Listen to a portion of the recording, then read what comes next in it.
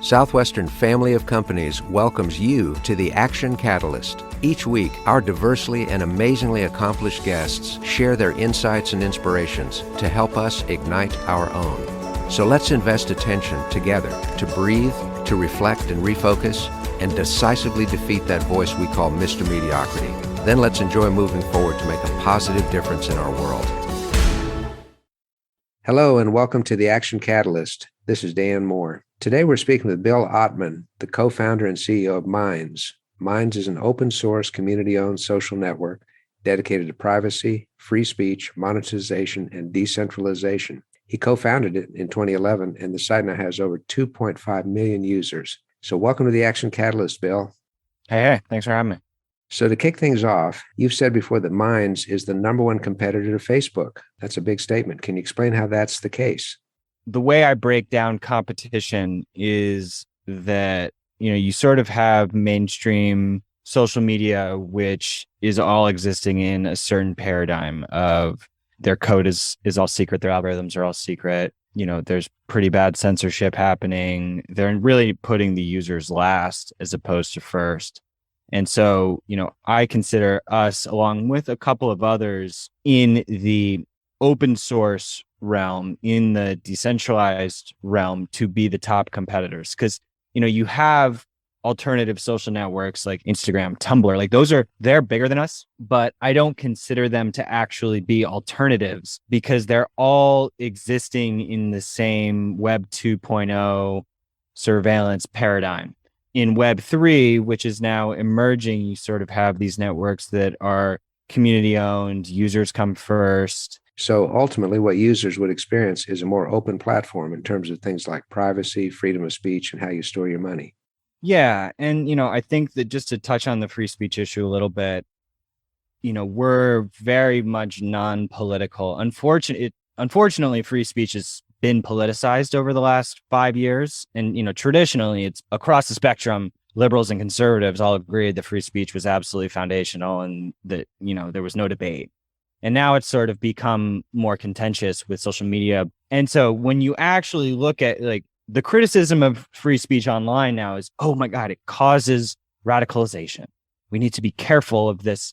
And, I think that in certain scenarios, there is some validity to that. But when you approach it more holistically, you see that the censorship, and the data shows this almost across the board, censorship causes more radicalization. It causes people to feel victimized and to become more polarized and extreme, and even resort to violence because of the censorship. When your whole platform is being taken from you and you feel like you're being shut down and not listened to, and that on the long term, if you just show humanity and compassion for people who may even hate you, that's actually the only way that they can change their minds. If you ban them, you're almost guaranteeing that they will never change their minds.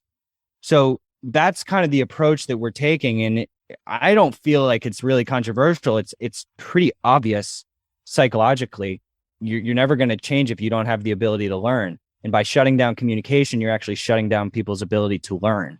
It's so much about framing your experience, reframing your experience online. I mean, because it's so easy to get triggered. Like, we can allow ourselves to see something that we disagree with, or we think is stupid or hateful and offends us. And we can allow that to ruin our day. We can choose to have, our uncle at the Thanksgiving dinner table to, make us want to scream and never talk to him again. Or we can choose to approach it in a completely different way, rooted in compassion, understanding, look, that's a human, they're going through their own thing. And, that's okay. And actually, if I want them to change ever, I can't be trying to convince them what to think. When someone tries to convince you what to think, you shut down. You don't want to listen to them.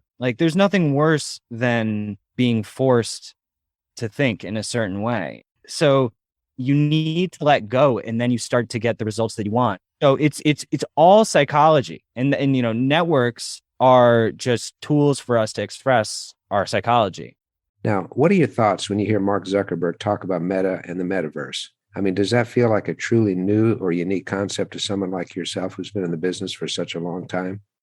Yeah, I saw an interview where someone was asking about Meta, and he specifically acknowledged Web3 in the interview. I had never heard the phrase Web3 out of his mouth, and so that's very good news. It shows that the metaverse eventually, originally formed in the crypto community on Ethereum mostly. Like there's a project on Ethereum called Decentralized, which is like this whole kind of virtual world where where the land, the property is all tokenized. So you can sort of buy land in this virtual world, and you have an identity and you have an avatar, and it can be correlated with VR and AR. And I think that the name change is it's the last thing that anybody was asking from them. What's more shallow than changing your name rather than your actions in how you're like abusing people, spying on them? Like they didn't change any of that. But I think that it's important that they're acknowledging not only are they acknowledging the metaverse, they're becoming it. And the metaverse is rooted in crypto. So I think that's a good sign for, they're probably going to have interoperability with Ethereum. So I think there are good things about it, but there's absolutely no reason to trust Facebook. I mean, it's really sort of terrifying how little we know about why we get punished on these platforms. Not just Facebook, it's Twitter, it's YouTube, it's all of the big tech. They sort of operate in the same way. The algorithms are unknown. So I think it's super, what's offensive is that, everybody puts so much energy into these platforms, and then they just, it's a totally unbalanced relationship dynamic, and they don't show any signs of changing any of that behavior. I mean, you have 100,000 followers, you'll reach like 2% of those people or less, or like it's so I think it's just scary. And we just recommend, people back up their situation. You don't want to be over reliant on third parties that you can't control and who have such a history of betrayal. So in layman's terms, what exactly is decentralized internet, and how does this all work? So it's really just about owning your identity. Web3 is about owning your identity and your content and your audience and your memberships and everything. So that's like a portable system that you can go to you can sign into every different network, but you're carrying with you your identity, your social graph, your username, your NFTs correlated to your crypto address. So the way that it works, if you make an account on Coinbase and you buy some Bitcoin or you buy some Ethereum, which people are starting to do more and more, you have a crypto address, and you can use that to basically sign in to various new decentralized apps. So you sign in with your wallet. Your wallet becomes your identity. So you have your public key, which is the address that people send stuff to you. And you have your private key, which is your, basically password that only you control. No other third party has access to that. So you control your assets. It's sort of reversing the dynamic. Like on Facebook, they control your identity. When you sign in with Facebook Connect, if it goes down, all the apps that are reliant on logging in with Facebook go down too. But in the crypto world, it doesn't go down. Okay, so let's tackle this in two parts. Let's compare Web 3.0 to Web 2.0. Here's what you have now, and here's what it's going to be in the future. So Web 2 is basically big social media, Twitter, Google, Facebook, these huge centralized silos of data and infrastructure. So, you're logging in to their world, and there's all kinds of great things you can do on centralized servers. So it's not as if like Web 2 is just meaningless and completely going away. I think there's always going to be a balance between centralized infrastructure and decentralized infrastructure. It's a spectrum, and they need to be balanced, if anything. So, the idea that that we're going to the far extreme of just absolute decentralization, that's not even really how systems theory works. Web 3 is where, what I mentioned before, it's sort of like you're taking sovereignty over your identity, your content potentially, and the infrastructure is decentralized. So instead of having all of the content sitting in like Amazon, where it can just be gone it's sitting on a peer-to-peer decentralized system. I mean, people remember like torrents from like downloading music back, back in the 90s. Napster and ideas from that are sort of coming back in a sense. And, everyone knows the power of Napster. I mean, that it rocked the whole music industry, and it was never the same. And so these decentralized systems work more like that. All right. So now I'm connecting a Coinbase wallet, which has come to be much more accepted over time. Coinbase is actually traded now. So let's say I'm trying to figure out if I should invest in cryptocurrency. How do I spend it? How would you educate someone on why cryptocurrency and decentralized finance is going to grow into the future? Yeah, I just feel like inevitably every industry is going to be disrupted by open decentralized systems. And we already have evidence of that. I mean, Linux, which is the operating system, sort of disrupt, like most of the global infrastructure runs on Linux. Mozilla, Firefox, the Brave browser, Wikipedia, WordPress. These are all open source projects, meaning the source code, anyone can take it, make it their own, customize it. Those projects are winning because of how open and accessible and collaborative they are. And they are disrupting the sort of secretive, closed source alternatives. And, Bitcoin is disrupting the financial system because it's an open, transparent, fair, sound economic system. This is what, the fascinating thing about Bitcoin and Ethereum, both capitalists and communists love it. It's one of the few types of systems that you get people from opposite sides of the political spectrum, but they sort of both agree, oh, wait a second, this is actually fair for the people. And ownership of crypto as sort of a stake in the future infrastructure of the world. It's like, imagine if you could have a piece, own a piece of the internet. To have a stake in that is a very smart idea. And this is why we're seeing billions of dollars of venture capital pour into Web3 and crypto and Bitcoin. And, El Salvador is adopting Bitcoin as legal tender. It's like, it's happening. That's fascinating. And so knowing that, tell us the vision for the future of Minds and what you want it to grow into. We are trying to decentralize our infrastructure as much as possible. It's just like creating this life form in the internet, which can just spread. So that's really interesting to me. And then, so we have this product called Minds Plus, which we've been working on, which is essentially a rev share for members. So it's like $5 a month. But if you're a Minds Plus member and you post popular content that month, we actually take a quarter of our revenue and proportionally share that with all the creators who posted that month. Imagine if Netflix allowed you to upload a film, and then if it performed well at the end of the month, they would actually pay you out. That's based on, as a percentage of their revenue. And that is really interesting because it allows us to not rely on like surveillance advertising, which is what all of the big tech networks are relying on. This is an existential thing that I have talks with other companies and friends who have companies all the time, and they're always like, "Yeah, but I'm so scared to open source my code. Like, I feel like people are just going to steal my idea." And like, it's a totally irrational fear that really it might apply to like certain types of inventions, but I think in terms of software, it really doesn't.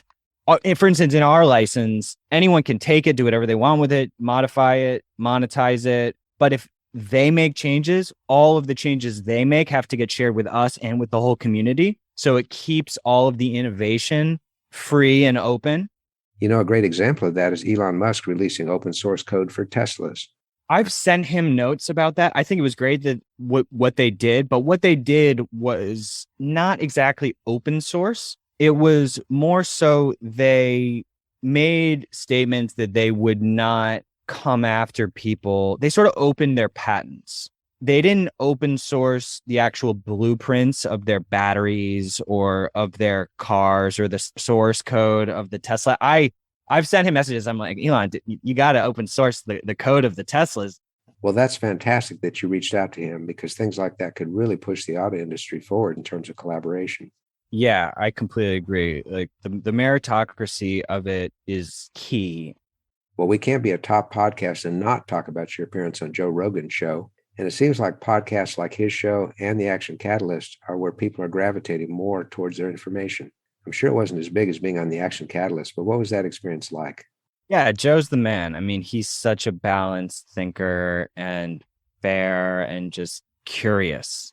That's really what it's all about. I mean, when you talk to people who aren't curious and are just pushing agendas, it's just like unbearable. And so I even try to play devil's advocate with myself constantly, and try to steel man the other person's opinion, which means like making the best version of your opponent's argument. And like I do want to look for holes in our philosophy, and I don't consider what we're doing to be perfect or the absolute best solution. I don't want to become dogmatic myself. And I think that it's so cool to watch these podcasts become the mainstream media. That's literally what you said. I mean, that is the case. People are listening to multi-hour long form conversations as their primary source of information now. And that's a good thing. That has nuance, that has, fun, that has comedy, that has silliness. Everything isn't so serious. And and that's where like all the stuff with comedy and free speech is so important, because people have to understand that like comedy, even super dark comedy, society needs that. If we don't have that, then that gets taken away, then people start to behave in very unhealthy ways. So it's good to give people that liberty to vent in that sense. And I'm psyched that this new media is taking over the legacy media. I think that there's almost like media 2, media 3 happening. And it has very similar principles in terms of how open and accessible and free it is. That's a great way to put it. We're in Web 3.0, and now it seems like we're entering Media 3.0 as well. And I think education is about to go through the same revolution. Here at Southwestern Family of Companies, we have the Global Academy, and it's a big part of our vision to becoming the leader in at-home learning.